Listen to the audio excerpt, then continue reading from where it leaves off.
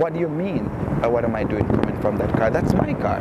He was over me like this. He immediately said, hands in the air. My body went limp and my hand shot up in the air. The officer frisked me, patted me down. Officer Castillo grabbed my left hand and pulled it behind my back and slapped a cuff on it immediately. And I said, whoa, whoa, whoa. I was like, whoa, whoa, whoa, whoa, hold on. What did I do, man? What did I do? Come on, what did I do? They pushed me in the back of the squad car. They drove me to the 49th precinct. I really didn't want to go inside the precinct because I'd been inside precincts, you know, throughout, you know, working because of working, and I've seen how they have treated people. It's not good. And especially when you're in cuffs, it's just not a pretty sight. And I was told to shut up or I would make things worse for myself. It was a defining moment for me. I'd never been behind bars before. I said, why am I being incarcerated? And he turned to me and asked me if I knew the meaning of the word incarcerated.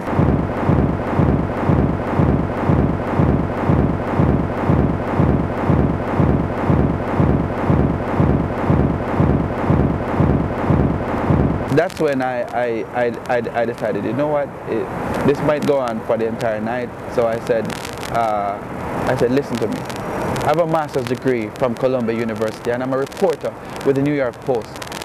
I saw Officer Castillo's face flush red. There was a real uncomfortable silence. I walked home in the cold.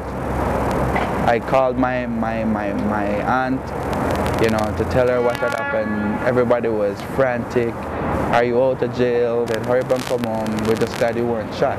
That entire night was spent discussing other experiences among family members who had suffered similar things but had, you know, taken it quietly.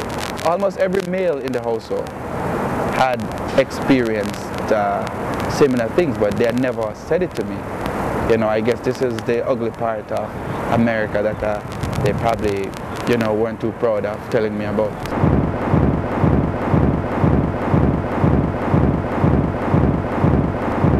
I believe I was divorced from the experience, and I really thought that minority communities were overreacting. I thought they were making much ado about nothing, but I discovered for myself that it is a real problem. The only reason why I declared to these officers that I was a reporter with the New York Post, I was a graduate of Columbia University, is because I wanted it to end. The moment I made that declaration, that was all I had. That was my pass. That was my deliverance. I should not have to pull on cards to be respected as an individual.